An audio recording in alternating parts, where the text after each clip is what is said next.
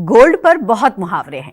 Gold status symbol भी है, लेकिन गोल्ड का हमारी हेल्थ से क्या कनेक्शन है, इस बारे में आइए जानते हैं पंडित जी से। पंडित जी बताइए। देखो, सोने की कीमत तो जब से सृष्टि की रचना हुई है तब से सोने का महत्व है। हम जब अपने इतिहास को, पुराण को पढ़ते हैं तो उसमें आता है स्वर्ण मुद्राएं दान दी, स्वर्ण मुद्राएं दान दी, सोने से अलंकृत गायों का दान किया, जिन गायों की सींग को सोने से अलंकृत किया गया था उन गायों को दान किया गया। ये सब हमारे पुराणों में वर्णित है। स्वर्ण की महिमा, स्वर्ण की उपयोगिता, और अमुक राजा ने अमुक व्यक्ति को इतनी स्वर्ण मुद्राएं दान की, इतनी स्वर्ण मुद्राएं दान की, ऐसी चर्चा हमारे पुराणों में आती है। तो सोने का महत्व तो रहा है और हर समय से रहा है, ऐसा नहीं कि केवल आज हो गया है। ये बात अलग है कि आज सोने का दाम आकाश छू रहा है। जी। सन 1971 में जब मेरा मतलब कि 4वीं-5वीं क्लास में मैं पढ़ता था, उस समय सोना 100 रुपये में 10 ग्राम हुआ करता था, और आज सोना 1.5 लाख रुपए में 10 ग्राम है। तो कहने का आशय ये है कि सोना बहुमूल्य तो है ही जी। और इसके साथ साथ इसकी एक बहुत बड़ी खूबी है। अगर आप सोना पा जाओ तो भी आपका दुर्भाग्य शुरू हो जाएगा, और सोना अगर आपका खो जाए तो भी, या चोरी हो जाए तो भी आपका दुर्भाग्य शुरू, दोनों स्थितियों में। जी। इसलिए इसको संभालना भी अपने आप में एक बहुत बड़ी चुनौती है, एक बहुत बड़ी जिम्मेदारी है। हमारे यहाँ सनातन धर्म में जब कोई व्यक्ति झूठ बोलता है, सही नहीं बोलता है, तो लोग कहते हैं कि इसको गंगा जल, सोना और तुलसी हाथ में लेकर के बोलने के लिए कहिए। मतलब सोना, तुलसी की पत्ती और गंगा जल, ये 3 चीज़ें लेकर के अगर कोई झूठ बोल रहा है तो उसको उसके कर्मों का फल तत्काल मिलता है, और ऐसा मिलता है कि उसकी पीढ़ियां याद करती हैं। अगर विश्वास न हो तो कोई झूठ बोल करके और इस तरह से कसम खा के देख ले, कितना बुरा भुगतान भुगतना पड़ता है जिसकी कोई सीमा नहीं। लेकिन कुछ लोग इस बात को नहीं मानते, करे इससे क्या होता है। होता है जब इसका परिणाम मिलता है तब। तो वैसे तो लोग अगर देखा जाए तो बहुत से लोग ऐसे दुनिया में मिलते हैं जो भगवान के ही अस्तित्व को नहीं मानते हैं, भगवान को ही नहीं मानते हैं, जिसे हम नास्तिक कहते हैं। हाँ, आप नास्तिक कह लो या आधुनिक भाषा में उन्हें ज़्यादा पढ़ा लिखा कह लो। जी।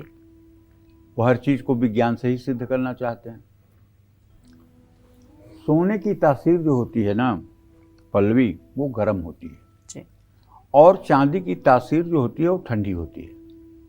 ज्योतिष में पैर शनि का प्रतिनिधित्व करता है और सिर सूर्य ग्रह का प्रतिनिधित्व करता है।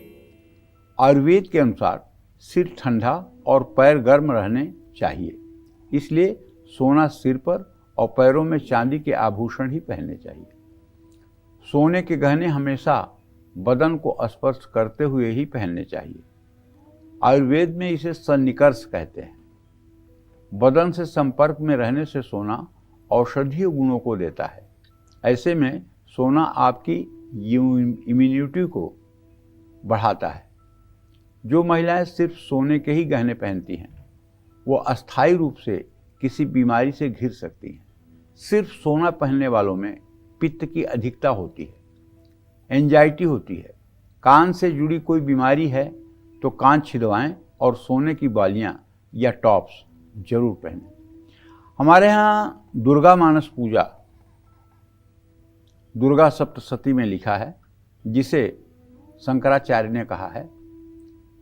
उसमें जब माता के श्रृंगार की बात आती है तो क्या कहा है उन्होंने, स्वर्णा कल्पित कुंडले श्रुतियुगे हस्तांबुजे मुद्रिका मध्ये सारसना नितंब फलके मंजीर मग्रिद्वये हारो वक्षसि कंकणोत्कोणत रणतकारो कर द्वंद के विन्यस्तं मुकुटं शिरस्य अनुदिनं दत्तोन्मदं स्तूयताम।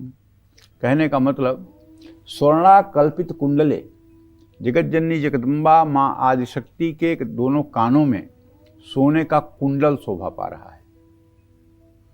हस्ताम मुझे मुद्रिका, और उनके हाथ में मुद्रिका माने अंगूठी शोभा पा रही है, सोने की अंगूठी शोभा पा रही है। मध्य सारसना नितंब फल के, और उनके वक्षस्थल पर दिव्य सोने का हार शोभा पा रहा है, और कमर में सोने की करधनी शोभा पा रही है, और दोनों हाथों में सोने के कंकन शोभा पा रहे हैं। इस तरह से मानस पूजा में वर्णन आता है। ये सब शरीर के ऊर्ध्व भाग में कमर के ऊपर सोने के गहनों का वर्णन किया गया है। पैर में कभी भी सोने की पायल नहीं पहननी चाहिए। भले ही आपकी कितनी भी सामर्थ्य हो, भले आप कितने ही धनवान हों, आप भले ही सोने की जूती पहन सकते हों, लेकिन अगर आप सोने की पायल पहनती हैं, सोने के बिछुआ पहनती हैं, तो निश्चित रूप से इससे आपका स्वास्थ्य और सौभाग्य दोनों प्रभावित हो सकता है। इसलिए चाहे जितनी भी सामर्थ्य आपकी हो जाए, लेकिन पैरों में सोना नहीं पहनना चाहिए। यही कहना चाहता हूँ। जय मां विंध्यवासिनी।